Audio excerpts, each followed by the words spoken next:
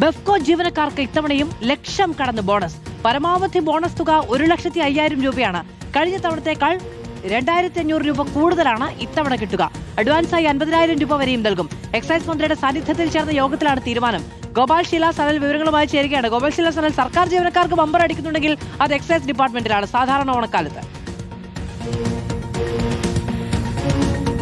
അതെ, ബെഫ്കോ ജീവനക്കാർക്ക് അടിക്കുന്ന ലോട്ടറി വേറെ ആർക്കും ഈ അടുത്ത കാലത്തൊന്നും സംസ്ഥാനത്ത് ലഭിക്കാറില്ല എന്നുള്ളതാണ്. കാരണം 1,50,000 കടന്നിരിക്കുന്നു ബോണസ് എന്നുള്ളതാണ്. കഴിഞ്ഞ വർഷം 1,02,500 ആയിരുന്നെങ്കിൽ ഇത്തവണ 2,500 കൂടി വർദ്ധിച്ച് 1,50,000 ആ ബോണസ് തുക ഒരു സ്വപ്ന സംഖ്യയിലേക്ക് എത്തിക്കുന്നു എന്നുള്ളത് തന്നെയാണ്. അതിന്റെ ആയി 50,000 രൂപ ആദ്യം നൽകും. അതിനോടൊപ്പം തന്നെ ബാക്കിയുള്ള തുക ഉടൻ തന്നെ ഇതിനനുസരിച്ച് ലഭിക്കുമെന്നും ഇന്ന് നടന്ന യോഗത്തിൽ തീരുമാനമായിട്ടുണ്ട്. ബെഫ്കോ ഓഫീസിൽ എക്സൈസ് മന്ത്രി എം ലിജുവിന്റെ അധ്യക്ഷതയിൽ നടന്ന യോഗത്തിലാണ് വിശദമായ ചർച്ചകൾ ഇതുമായി ബന്ധപ്പെട്ട് നടന്നതും അതുമായി ബന്ധപ്പെട്ട അന്തിമ തീരുമാനത്തിലേക്ക് എത്തുകയും ചെയ്തു. അതുകൂടാതെ എംപ്ലോയ്മെന്റ് ജീവനക്കാരുള്ള ബോണസ് 250 രൂപ വർദ്ധിപ്പിച്ച് 6,250 ആക്കി. സ്വീപ്പർക്ക് 6,750 ഹെഡ് ഓഫീസിലെ വെയർഹൌസിലെയും സെക്യൂരിറ്റി ജീവനക്കാർക്ക് 13,000 രൂപയും നൽകാനുള്ള തീരുമാനമാണ് ഇപ്പോൾ ഉണ്ടായിരിക്കുന്നത്. കഴിഞ്ഞ വർഷം മാർച്ച് 31 ബെഫ്കോ 124 കോടി രൂപ ലാഭത്തിലായിരുന്ന ഘട്ടത്തിലാണ് ഇന്ന് ഏതാണ്ട് അതിന്റെ ഇരട്ടിയോളം ഈ വർഷം മാർച്ച് 31 കണക്ക് പ്രകാരം 281 കോടി രൂപയുടെ നഷ്ടത്തിലേക്ക് അത്